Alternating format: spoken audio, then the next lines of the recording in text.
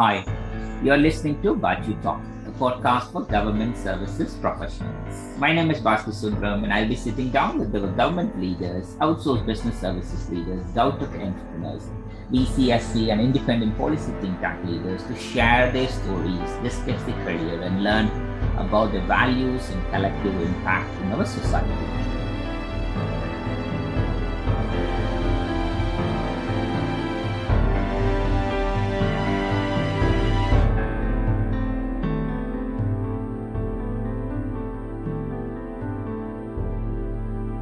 Today's guest is Liz Barclay. Liz is a small business commissioner for the United Kingdom. She has a background in broadcasting and journalism, specializing in small business, personal finance, and consumer affairs, and is author of several business books. She is also chair of the Fair by Design campaign to tackle the poverty premium, and a non-exec director of the Lending Standards Board and a member of the Equity Release Council Standards Board. Until she took up the role of SBC, Liz was a Financial Inclusion Commissioner, an ambassador of Business Debtline, member of the Fundraising Regulator Standards Board, and ran backingbusiness.org.uk to give small businesses a voice with policymakers. To work with boards and small businesses on improving governance, trust and culture, inclusivity, employee engagement, and understanding of customer behavior. He's also a communication and presentation skills coach and chairs national and international conferences. There's a lot to cover here. Let's welcome to Baachu Talk. Great to have you with us. Thank you very much indeed for inviting me. And let's go back to the very beginning. Where were you born? And let's talk about your high school and education. I was born in Northern Ireland, and perhaps your listeners will be able to tell that the accent is still there. But I was born and educated in Northern Ireland and grew up on a farm where, of course, my parents, therefore, were running their own business. My grandfather had a building business. My uncle, then he built up, again, a building business. My great aunt ran a local store.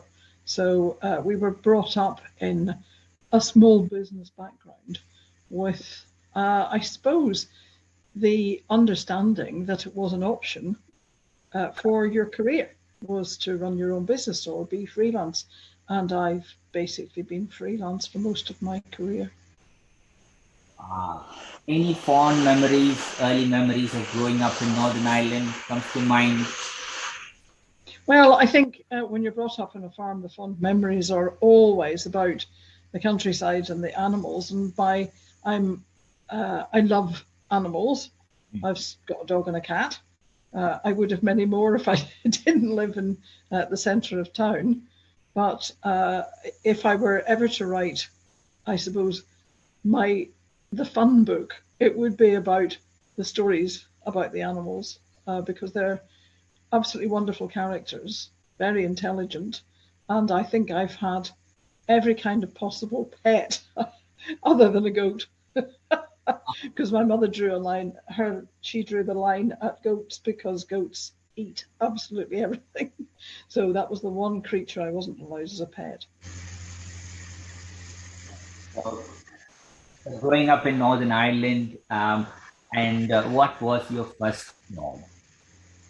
What was my first? What was your first job after graduating or during graduation? Oh, sorry. My first job was with Citizens Advice after graduating. That was,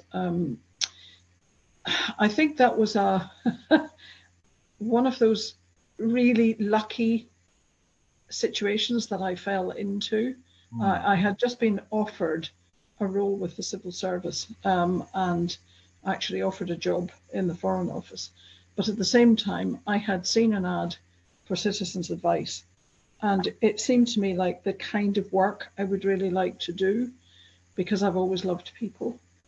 And I was just about to accept the civil service job when I got an interview with Citizens Advice and decided to take that instead, despite the fact that the contract allowed me to be paid for 20 hours a week, to do 20 hours a week voluntary work.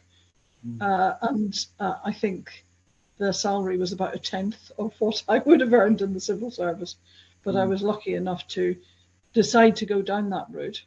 And it's been, I think if someone were to chop my arm off, you would find citizens' advice written all the way through, because it was a great grounding, a great way to understand how people's lives panned out, how people were affected and impacted by everything that, by the economy, by what's happening in the workforce, by what's happening in housing, by what's happening in legal services.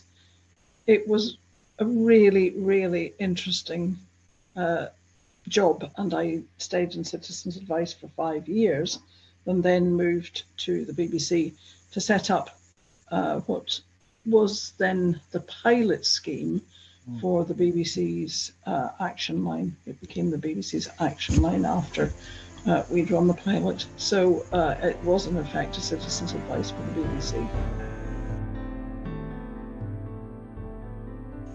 Wow. 25 years ago, working with the citizens, with no technology, with no social media, how did you kind of interact with them? What was the method of communication? We see most clients, or we saw most clients in citizens' advice face to face, but we obviously took lots of telephone calls as well. For lots of people, access to advice, support, help of any kind has to come through telephone service, or now, of course, the internet, etc. Because to actually get into a citizens' advice office or any other office can be extremely difficult for many of the most vulnerable people who need help.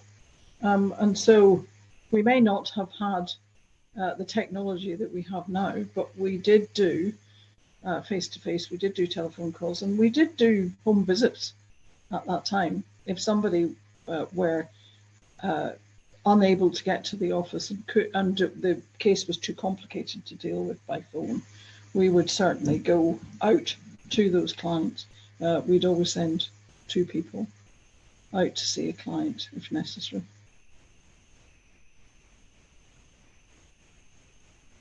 Got it, Liz. Wow. There's a lot of interaction very early on in the career. Moving to BBC, were you still in Northern Ireland while you were taking school, or did you transfer to England? No, I moved to London in when I started to work with the BBC, and I've been living in London ever since. And we worked in BBC Broadcasting House with those very imposing, huge doors that you see when you see people come and go into Broadcasting House. And I think just about every morning of my broadcasting career, I stood there and thought, one day they're going to find me out. They're not going to let me through these wonderful doors. But in the meantime, I'm going to grab the opportunity while I can. And so I broadcast on BBC Radio 5, on Radio 4, and I did a lot of small business programs for BBC 2.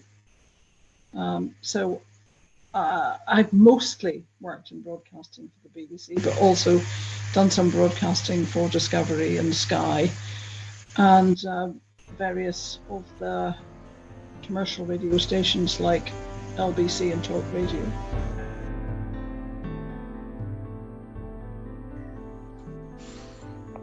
So Liz, communication is a skill in itself. As they say, people are happy to die, but if you ask them to speak in stage, that's what they are more scared of. How did you build up your ability to speak as a broadcaster, Liz? Is it natural for you, or did you train yourself? I have had my moments when I've been extremely nervous, but when you work in live broadcasting, you just literally have to get on with it. You can't leave dead air. You can't panic. So you've got to school yourself to simply stay calm in very difficult situations.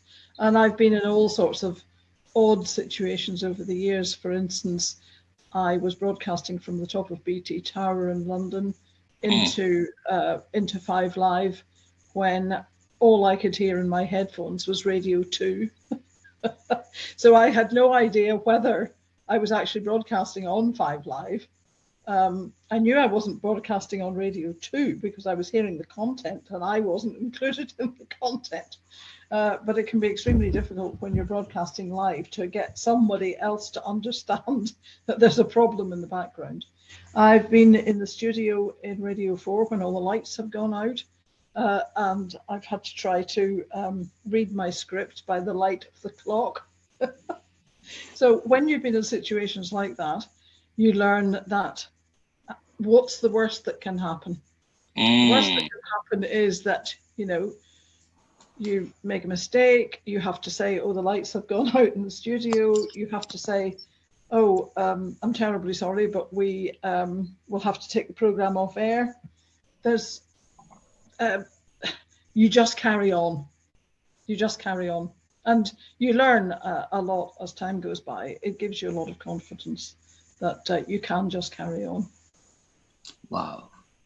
And how long were you there in BBC before you made your next move, Liz?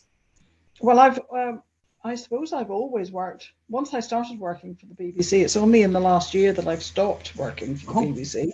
Wow. Always as freelance, because I've always had lots of other work as well. But it's only since taking over as the Small Business Commissioner that I have stopped working for the BBC.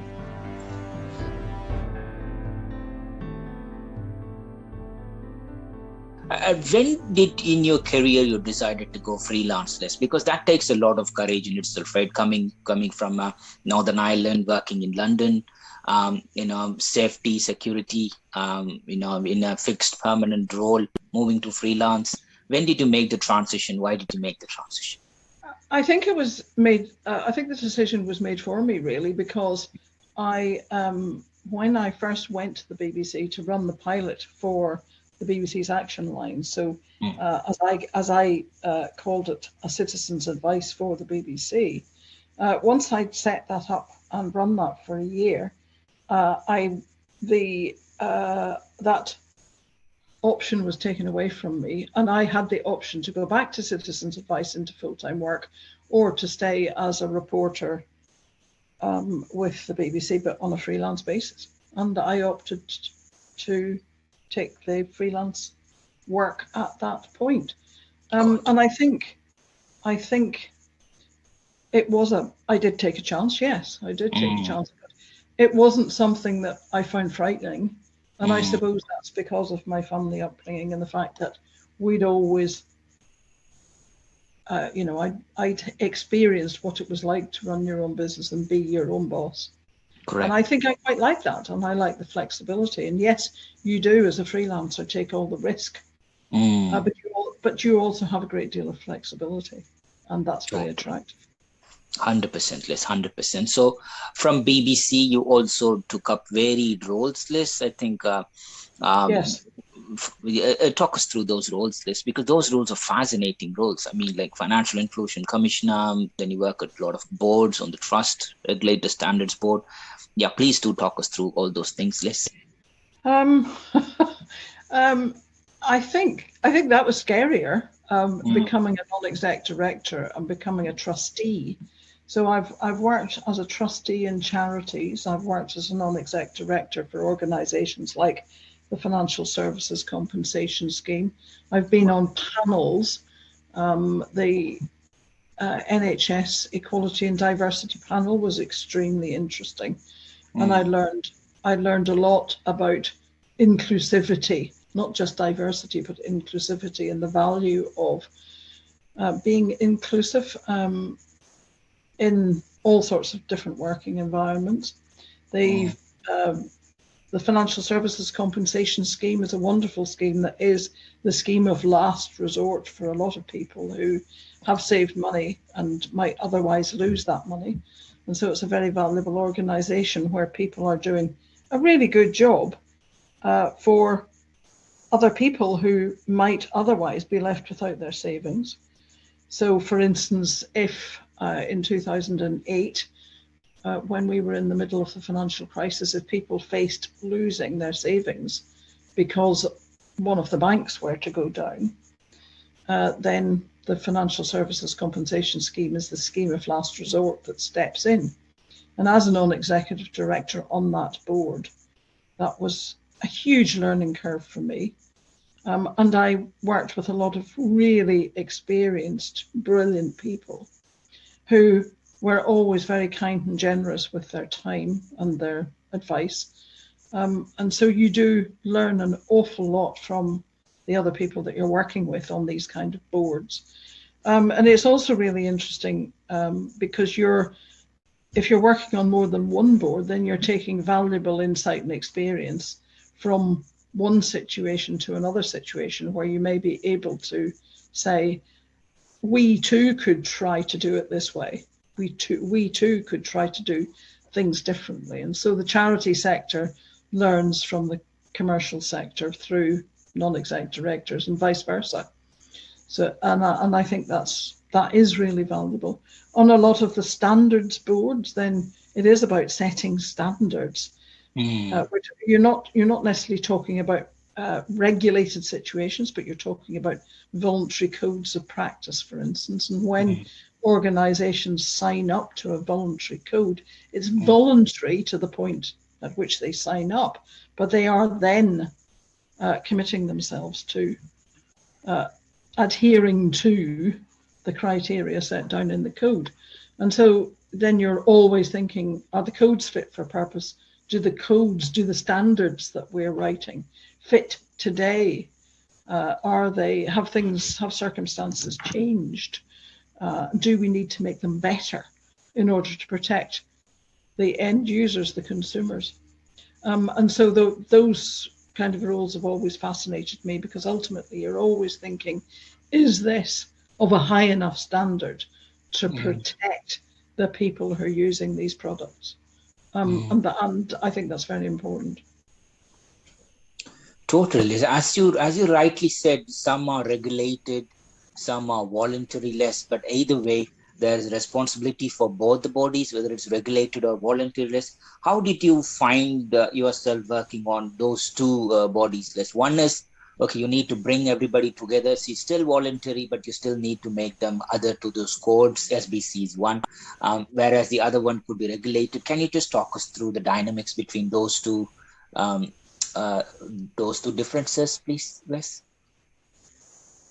Well, if something is regulated and you want to be a firm operating in that field, so financial services, then you have got a set of rules that you have to abide by before you set up the business, for instance. So lots of businesses setting up in financial services are registering with the Financial Conduct Authority before they can operate.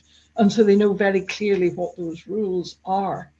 I think if somebody is signing up to a voluntary code, that's to a certain extent possibly even more important, because they've made that decision that they are going to accept this voluntary layer of self-regulation that sits possibly above a regulated set of rules, or possibly instead of a regulated set of rules. So you as an organization, the leader of an organization, are making that decision. Yes, there is a voluntary code here. I think it's a really good thing. I think it's a really good badge for my organization to have.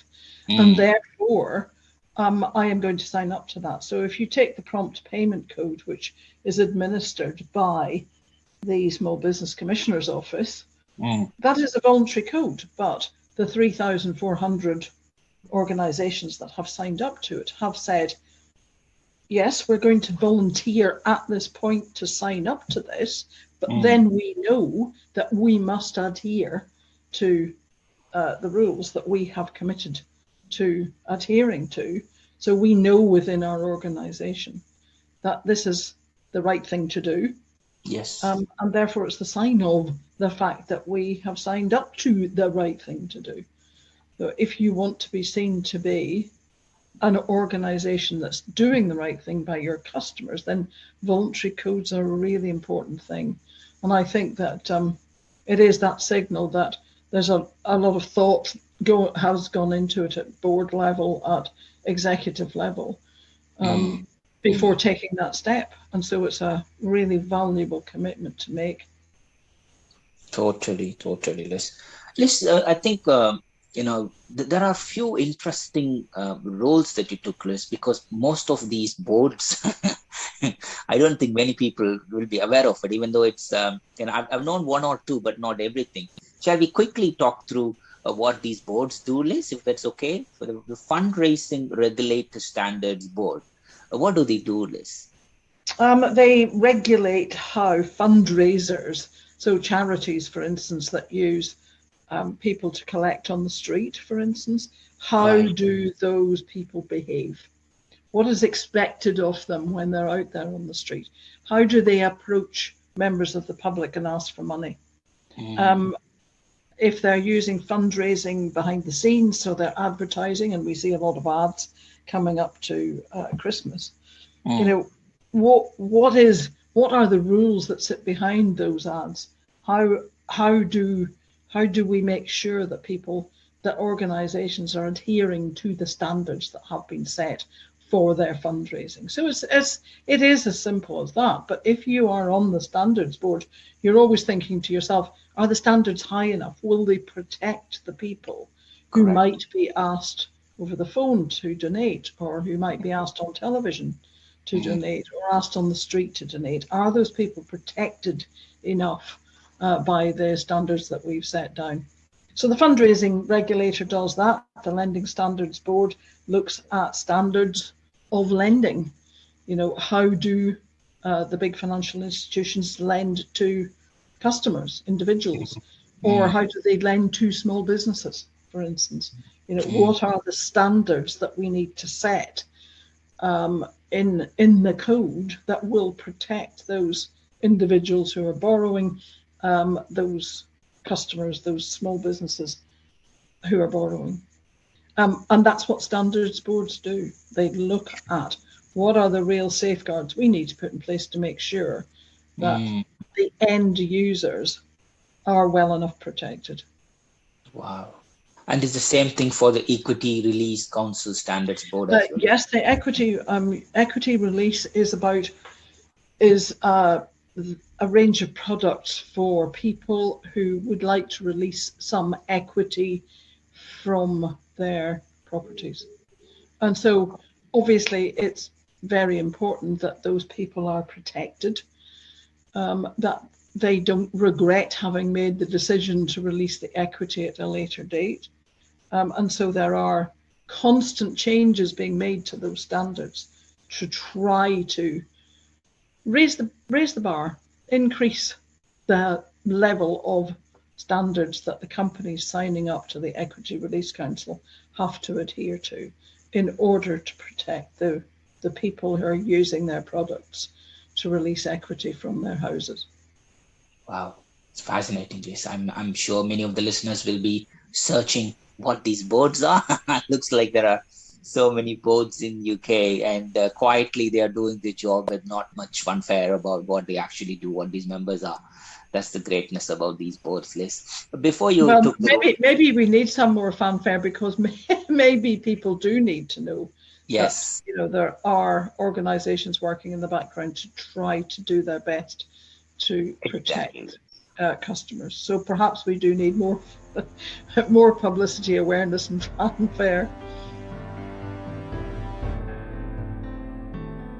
Yes, yeah, I'm totally with you, Liz. I think when I started this, even there was a lot of learning for me, even though I've been in the industry for like 20 odd years now.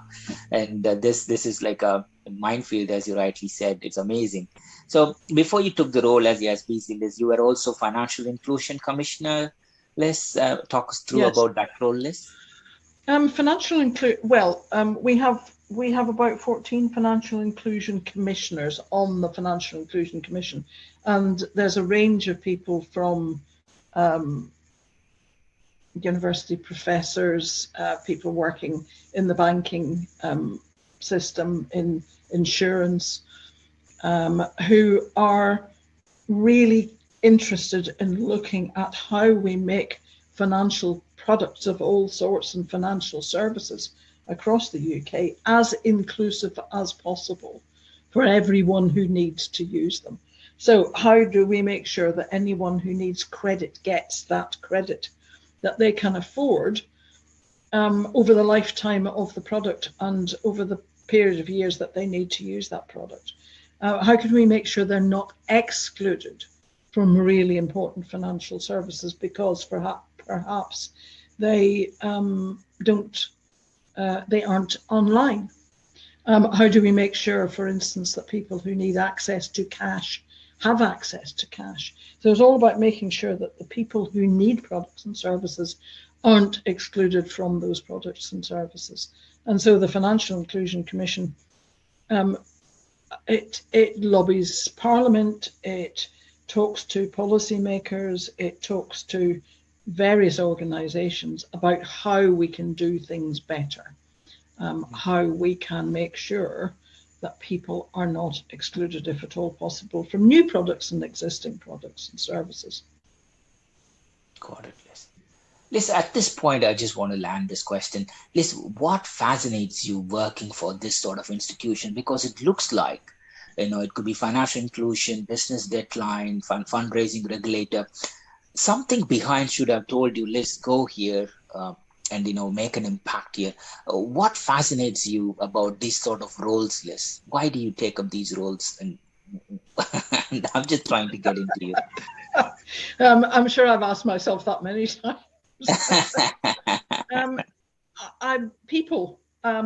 I do think that everyone deserves the best possible outcome, and if we can work collectively to create the best possible outcome and to make sure that people have access to that, then so much the better, as far as I'm concerned.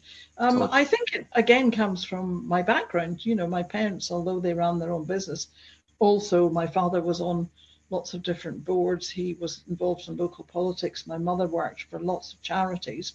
And I think there was always that feeling that if you could possibly do something that would improve the outcome for people who were less able to speak up for themselves, then that should be an aspiration and a role for the future. And I don't know if I made a conscious decision to always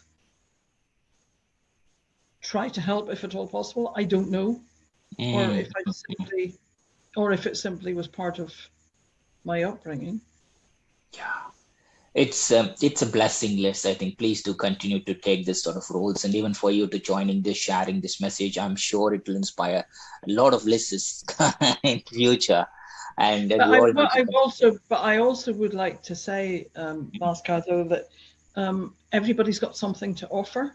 Correct. And I really think that we shouldn't be doing any of these rules unless we are talking to people who've really had the experience themselves. If you're going to try to help people have something as simple as access to cash, then you need to talk to the people who need access to cash, about why they need it, about what it is that will serve them best. We shouldn't be making decisions for people without talking to the people who really have got that lived experience.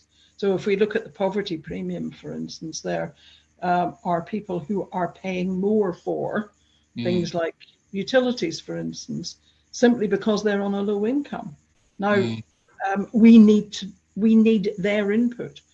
They have got a big role to play because they've got that lived experience. And so we really need to make sure that we're not making decisions for people. We're making decisions with people where, we're trying to influence policy with the people who really know what it's like to be excluded, or what it's like to have to pay more, or what it's like, to have a negative outcome. Because they're the people who really know how it could be better. So everybody has got something to offer. And you shouldn't feel that you can't play a part, because you can.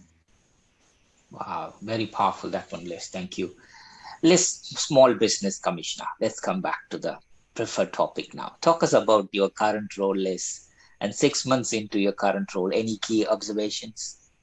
Oh, lots. How long would you like me to talk for? I've always been really passionate about small businesses, and I think that's partly because I saw my parents run a small business, my grandfather, my uncle, my great aunt. I started my first job when I was about 13 in a department store, which was a small family business. And by the time I went to university, they had allowed me to work in every department in that department store. And on my last summer holidays before I went to university, they actually allowed me to run a department. So I absolutely loved it. And I was very passionate about the power of small businesses and how small business owners and their teams really seem to behave as a family. But as a highly functional family in order to get the business to work to its best potential. So I've always been really passionate about small businesses. And then when I went to Citizens Advice, I discovered that an awful lot of small businesses operate their finances very, very closely entangled with their household finances.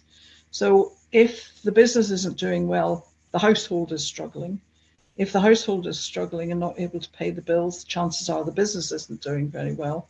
And so, again, I found that really fascinating, that whole dynamic between household and business. And I also realized that if small businesses weren't doing well, small business owner wasn't sleeping at night, so the chances are that their mental health was being impacted, and that the family relationships were probably fraying because there are arguments about money, for instance.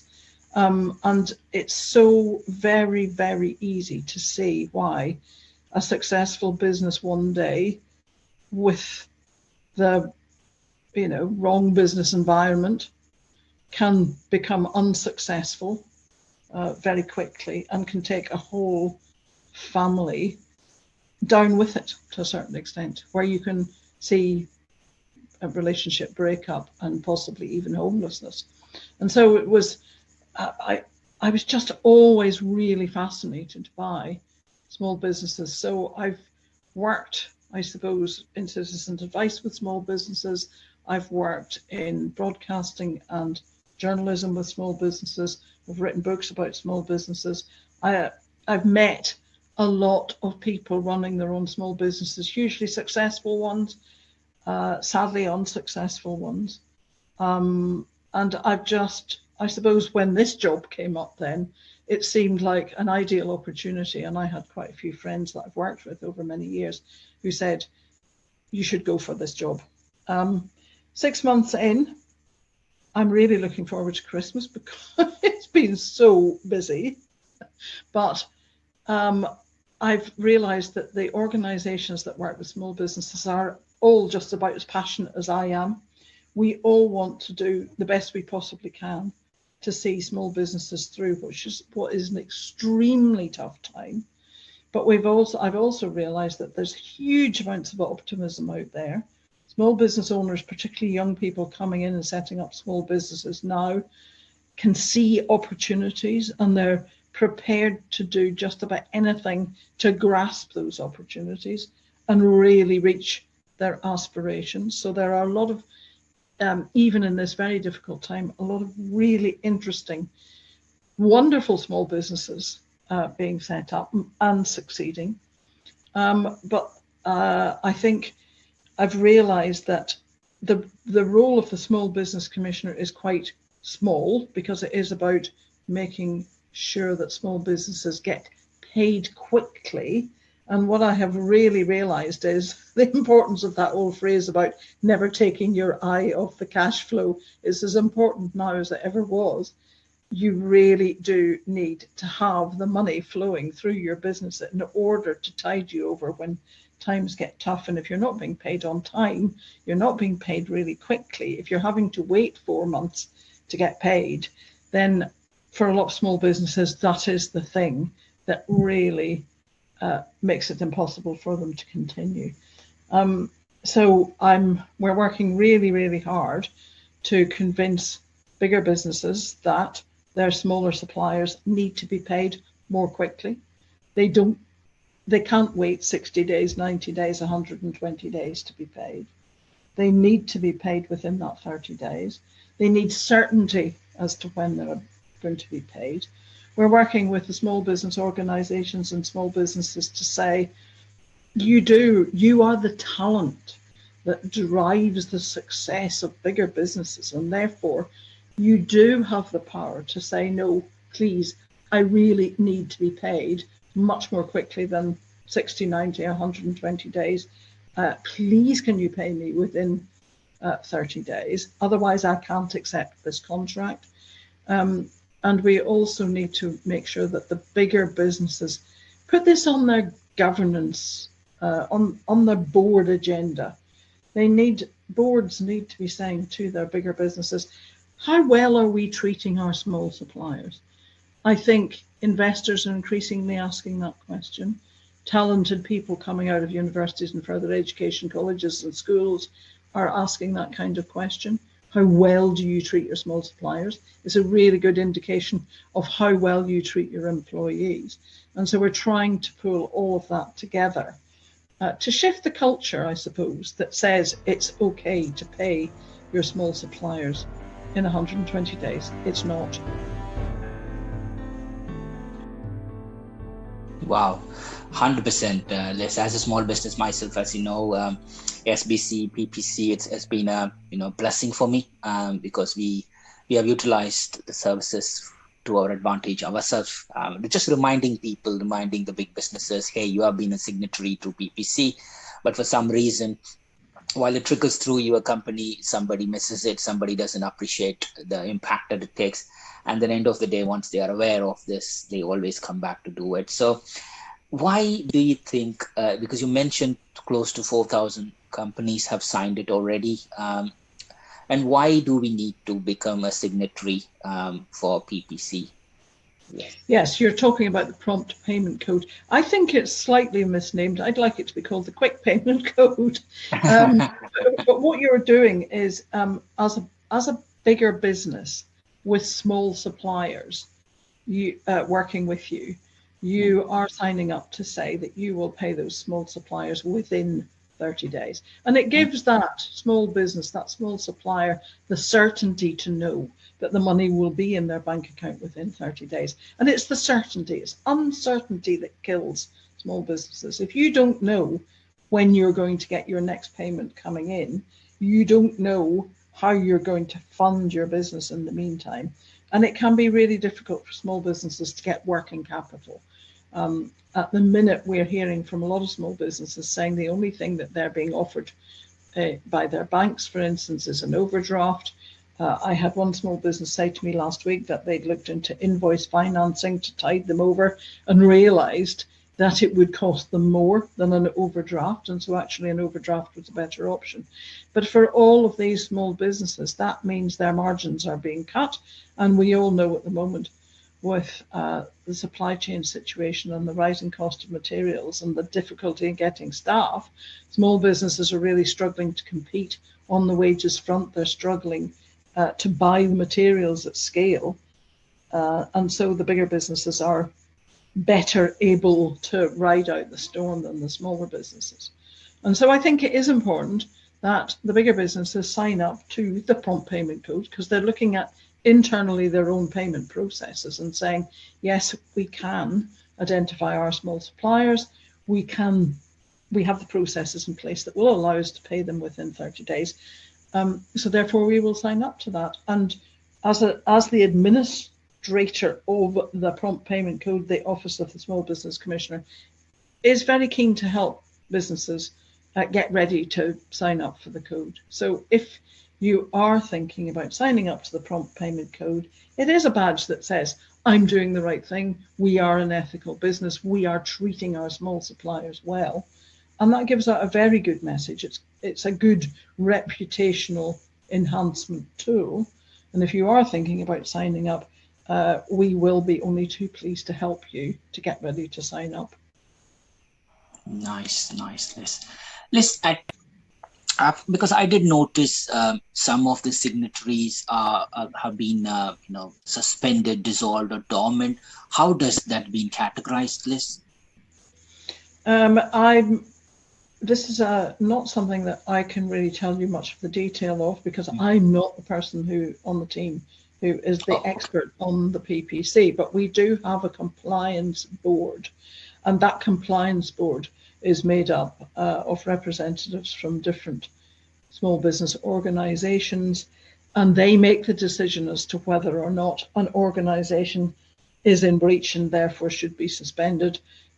If the organization that's suspended then doesn't come to an agreement with us as to how to make sure that they no longer are in breach, then ultimately the compliance board will make the decision as to whether or not they should be taken off the code. And of course, what we would rather do is keep big businesses on the code, because it's better for their small suppliers if they stay on the code and commit to the code. So therefore, we would be very keen to help those businesses, even if they are suspended, to work through an action plan as to how to, to the point where we could lift that suspension.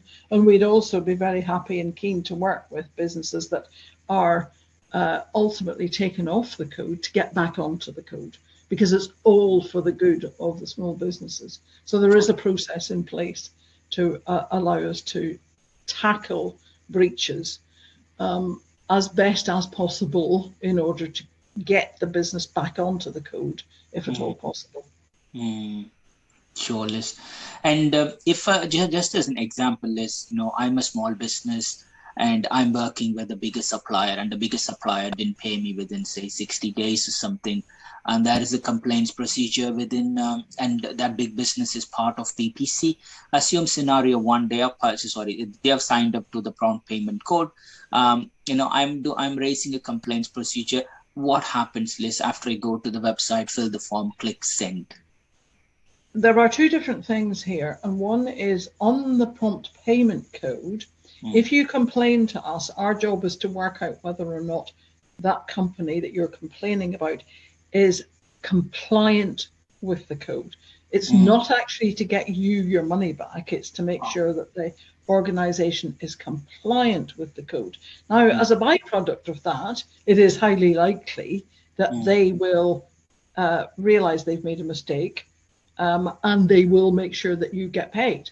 So that's a byproduct. But the overall responsibility, as far as we are concerned, is to look at whether or not they're compliant.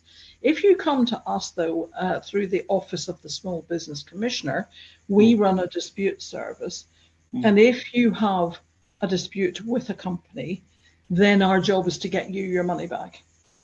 Nice. And that doesn't that applies whether or not the organization is signed up to the prompt payment code. So there are two different things.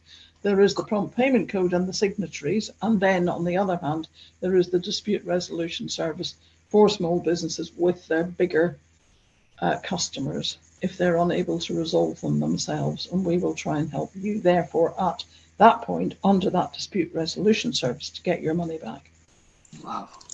I mean, as I have to say, it's a lifeline. It will be a lifeline for many small companies who don't know what they have to do. So both small business commissioners' role and also the prompt payment code, definitely it's something important. And as the role progresses, Liz, I'm sure this is going to impact more and more of the businesses, I think. Well, it's interesting though, because I think what you have to bear in mind that the overarching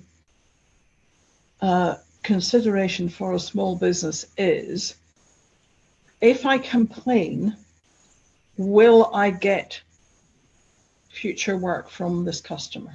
Correct. And so a lot of businesses do hesitate to come to us. They hesitate to look for help because they're worried about damaging that business relationship. And what I should say is that we will do everything we possibly can to preserve that business relationship. So if you do come to us, that is our main consideration too. We need to be sure that we do everything we possibly can to resolve the dispute without damaging future business relationship. I think this is where the first half of the conversation that we had was really, really important, Liz, because you, as you rightly said, you were at the ground level working with the people who required that service in all the previous roles that you had. And your thought process currently about small business commissioners, like, okay, I'm desperate for cash, I'm struggling, but at the same time, this is a long-term investment with this supply, with this buyer, and how am I going to do? And that's a nice thing about you as a person. I think I have to endorse. I can't take credit for that. The code belongs to BASE, and the Office of the Small Business Commissioner was set up by BASE. And so, to be perfectly honest, the department has to take credit for understanding that small businesses would not want their business relationship to be damaged. There has been a small business commissioner and an interim small business commissioner before me, so I can't take credit for that. but it is very important for businesses to know that we will do our absolute best to make sure that we don't damage that business relationship. And if you come along to the team will talk you through what will happen, what they will do, how they will approach this. You can remain anonymous if you want to. We will do our best to talk you through. So if you have a payment dispute, you lose nothing by calling us in the first instance. Totally, yes. And there is no cost associated to this service? No, or is there? Absolutely free. Oh, perfect. Again, yeah, that's the whole purpose of this call. Please do, if you have any issues, there's no point staying idle, ask for help. And here we are. We have an amazing organization waiting to help you. Liz, we talked much more about the professional side of Liz. In the last 20 minutes, Liz, let's talk about the other side of Liz. So, oh, I'm not sure how much I want to give away. You'll be perfectly fine. You'll be perfectly fine, Liz. Liz, the one thing that I missed out is, Liz, you told us that you wrote some business books as well, Liz, and talk us through about some of your books that you wrote and why. It's so long ago, I can't remember. I think the first one was an employment law book for small businesses, which of course is now considerably out of date. But I have also written on sustainability, and I wrote a couple of books on particular business people and how they approach their businesses. And one of those was Philip Green. And Philip Green did, this is the thing that sticks in my mind, he did say that you have to look after the small businesses in your supply chain, amongst your suppliers, because they are the talent, and without them, you don't have the goods that your customers want to buy. So therefore, they are very, very important. And that's always stuck with me. I mean, you know, we know what's happened to Sir Philip Green's businesses in the meantime, but I've always really thought that that is a fundamentally important issue. The small businesses, the freelancers, the sole traders, the micro businesses are the talent that give you the skills, that bring you the thinking, that give you the products, that give you the innovation, that drives your business success. You really do, as a bigger business, need that partnership with those smaller businesses, and therefore working in partnership with them is extremely important.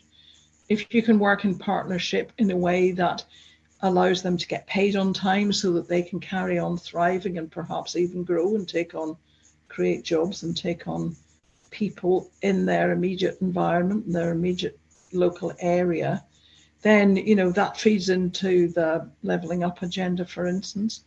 You might work in partnership with your small businesses to make sure that they get to net zero, because obviously you're going on that journey to net zero, and there may be a lot of ways in which you can include your small suppliers in that thinking and the changes that you're making to help them to get to net zero.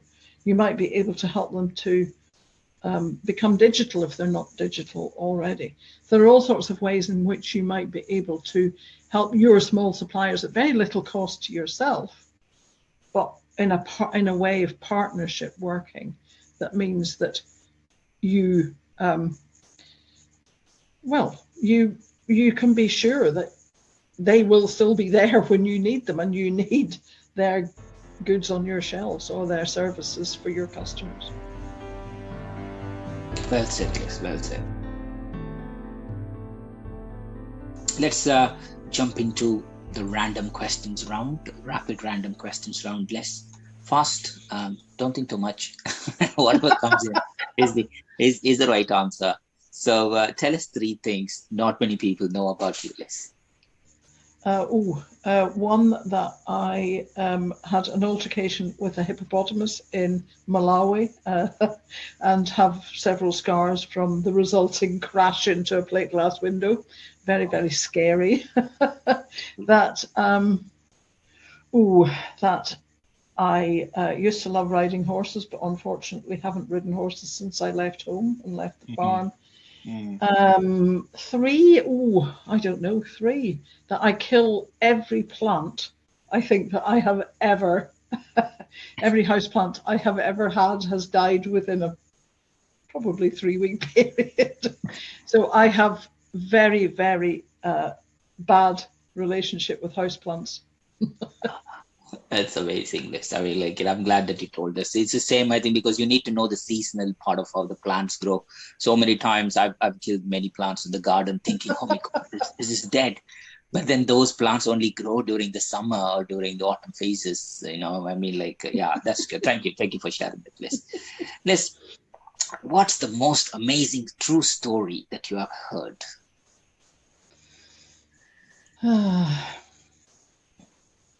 This one really stumps me.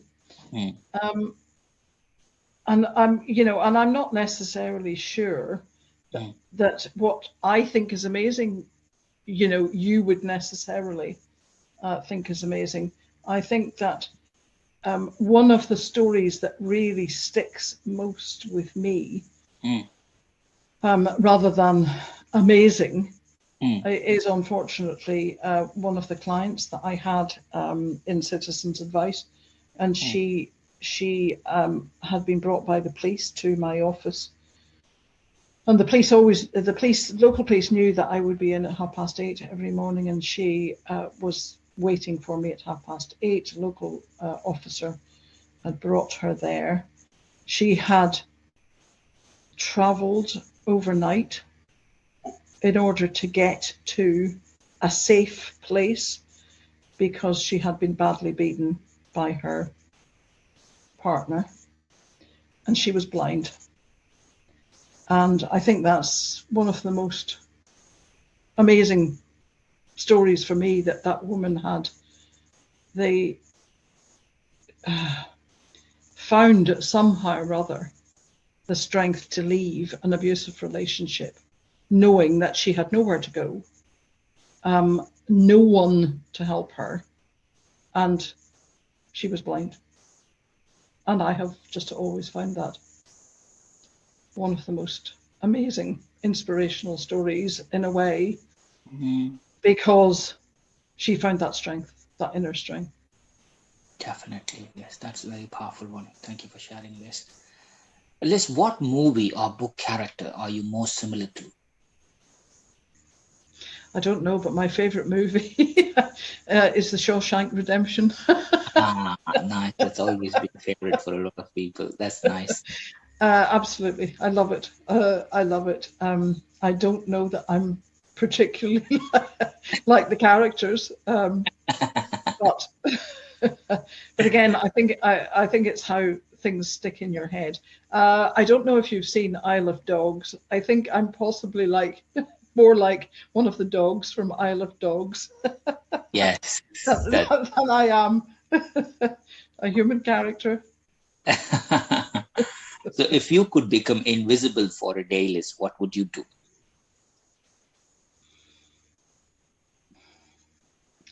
Well, I'd go into I'd go into the worst payers payment processes department and change all the processes to make them better, to make them pay their small businesses within 30 days. And then eventually I'd be able to say, we know that this company was the worst payer. They're now the best payer. This is how they've changed. That's nice. So what's the one food you could never bring yourself to eat? Oh, eels. Yeah, totally agree with you on that. I do like fish, but no, I can't do that. Yes. So have you eaten eel before, or you have never? No, tried? I've never. Got it. Never. Got it. I honestly hope never to have to. So if you could visit any place in the world, where would you choose to go and why? Namibia. Namibia. Oh, that's very specific, Liz. Why? Well, I love Africa, and I've been to several countries in Africa. I love the wildlife, but I've never been to Namibia. And people say it's absolutely beautiful. That the landscape and environment is stunning. And in my mind's eye, that's just where I'd like to go. Nice. Can you arrange it? I will join you, Liz. Why not? Let's go together. Okay. Yes. So Liz, animals. Talk us through the little pets in your home, Liz. Just two at the moment. One black and white pussycat who is 13, and he was a rescue from Battersea with his brother. Sadly, his brother died a year and 3 months ago. And he's a beautiful natured black and white cat who has only once ever brought in a bird. He's never ever done it again. And a dog who is grey, and he is a cross between a Whippet and a Bedlington Terrier, and he is absolutely beautiful. He's so cute. Everybody loves him. He loves children. He even loves the cat. And he is very, very fast. He is the Usain Bolt of dogs, but then he sleeps for 3 days. So he's also very, very lazy. Yeah, I think I wouldn't blame it. But that's nice. I think surrounded by. He works very well. He works very well in the city, and he can manage the escalators on the underground wonderfully well. So how was it, Liz, working in the COVID environment, mostly working from home with the pets and stuff? How is it going for you? I like it because I have always, as a freelancer, done a lot of work from home. But I miss being in people's offices, meeting the teams, because I love working with people. So there's a downside and an upside. And I hope we get, my way of working has always been hybrid. And so I adapted quite quickly, I think. But I am looking forward to getting back out there. And of course, it does look like Christmas parties are cancelled again this year. So I won't get to see the teams at Christmas, but hopefully in the new year, as quickly as possible. Yes, definitely. So who haven't you spoken in a long time, Liz, and you hope that they're doing okay?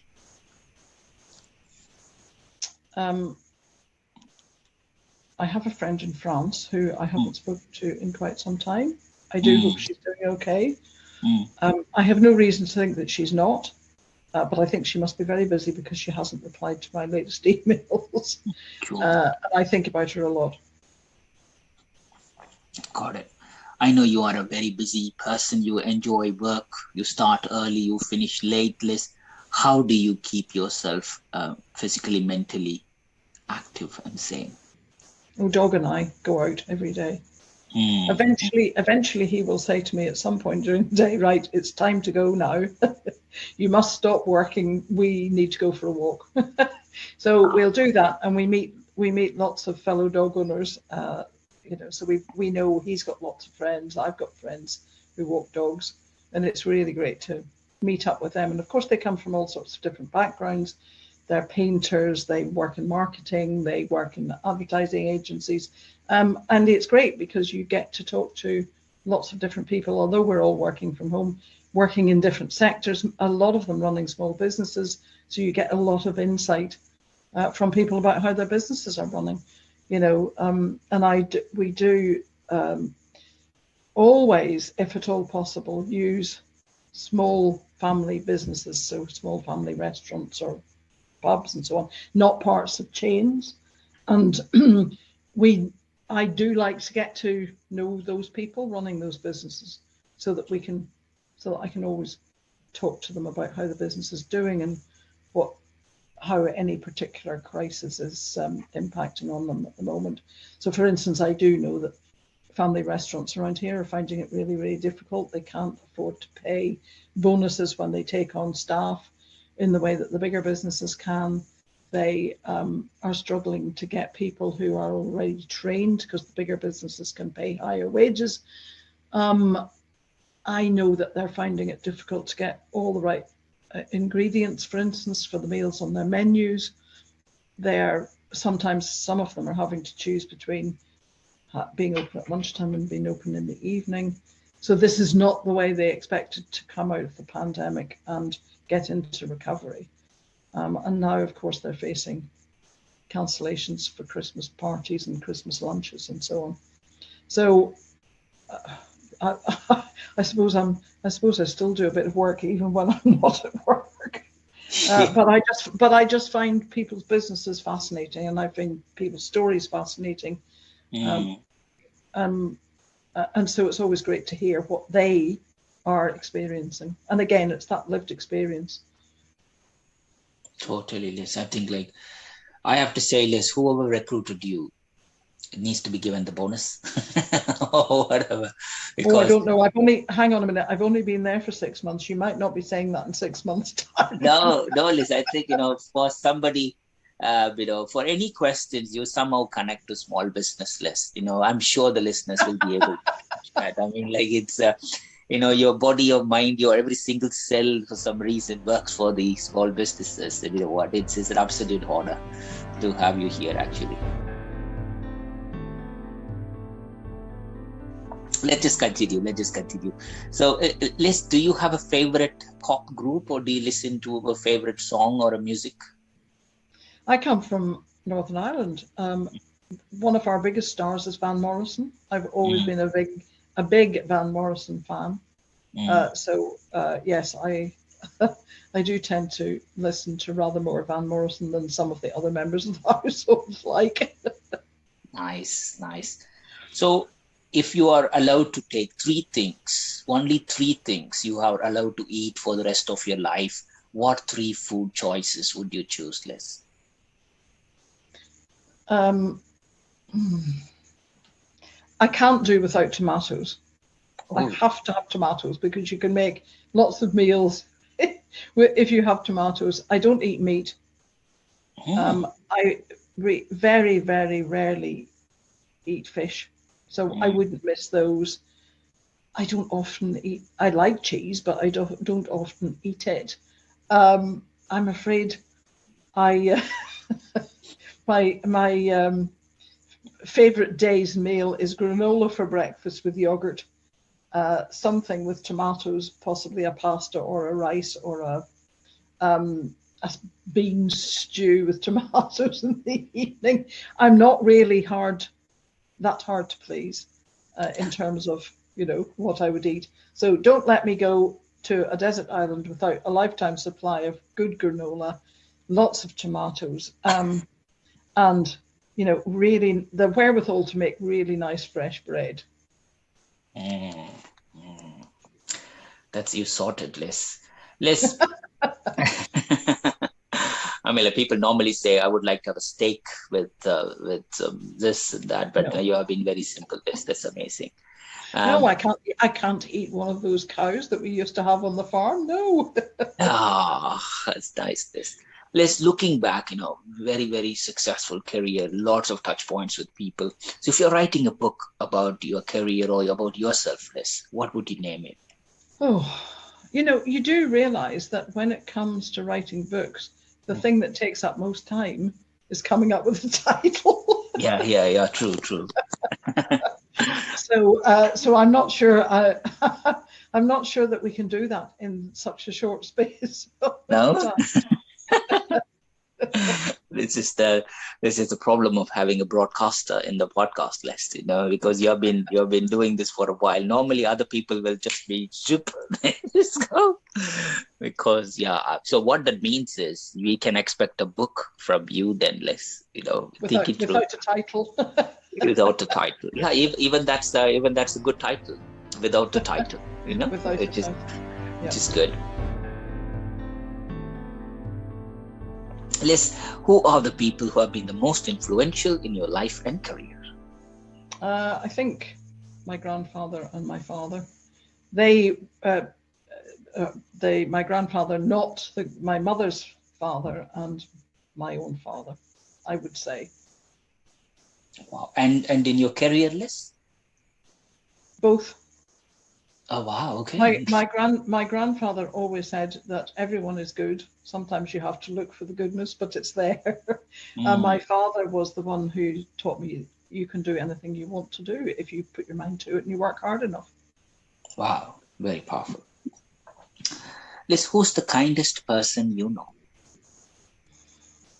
I know a lot of really, really kind people. I think one of the kindest people I know, and should be utterly shocked if she hears me say this because she has no self-belief whatsoever, is a young woman who works for the credit union movement.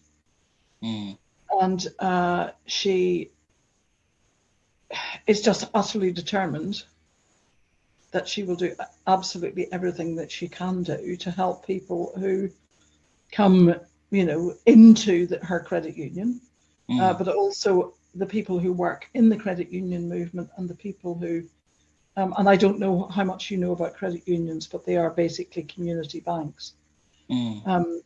They are set up because the members of that bank or that credit union have got a common bond of some sort. So they might work for the same employer. They might, for instance, there is a police credit union, there's an NHS credit union. They save a little bit into the credit union, and it means that they can borrow should they need to at favourable rates. But Roxana is an absolutely toweringly kind individual who will help anybody in any circumstances, whether they're members of the credit union or people working in the credit union or people who might be able to help other people understand what the credit union movement can do for them. Wow.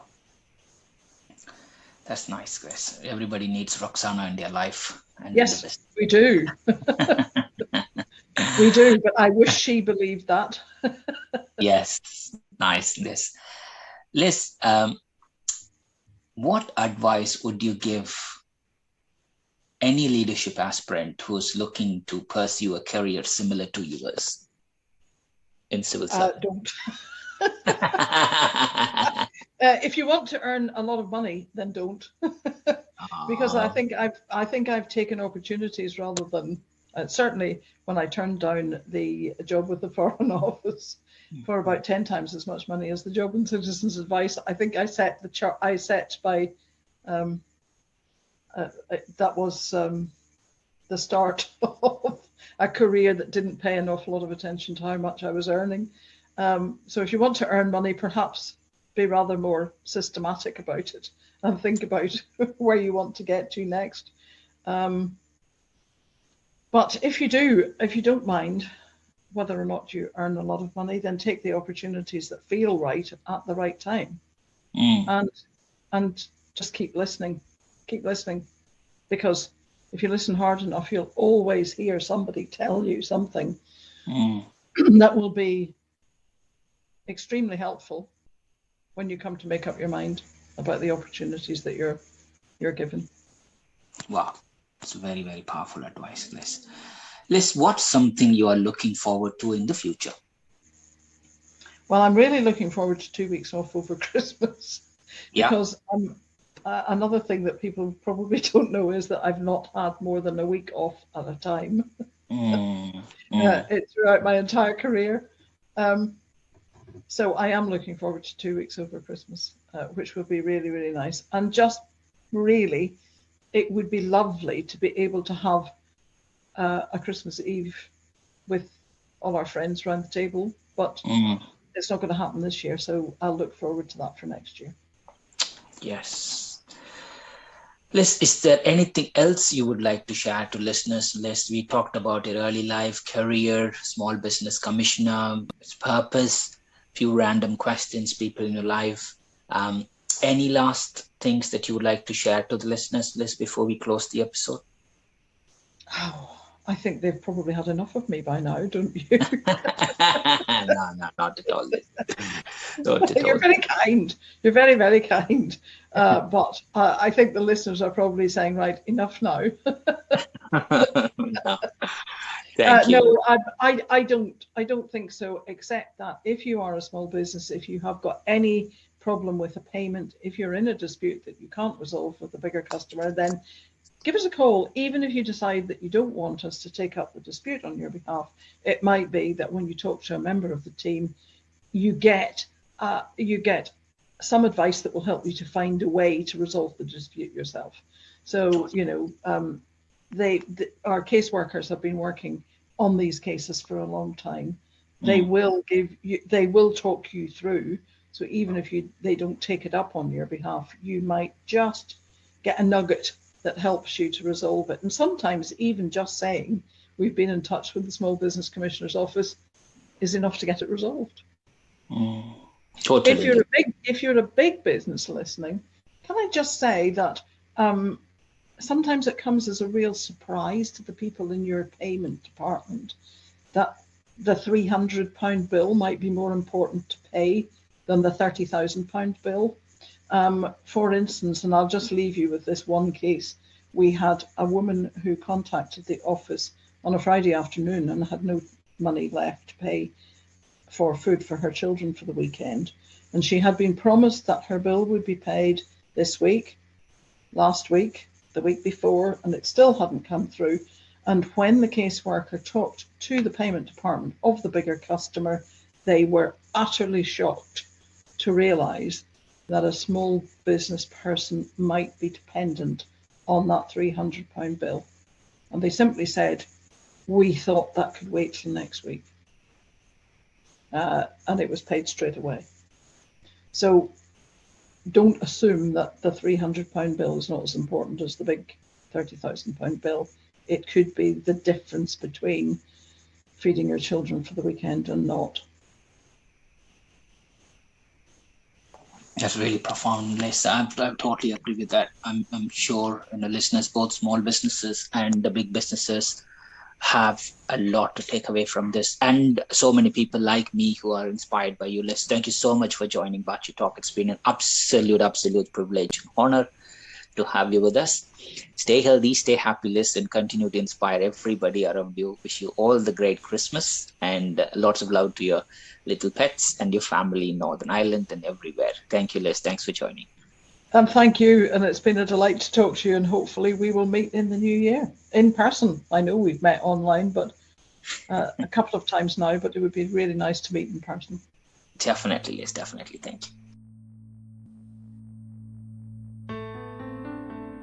To our listeners, thank you for tuning in.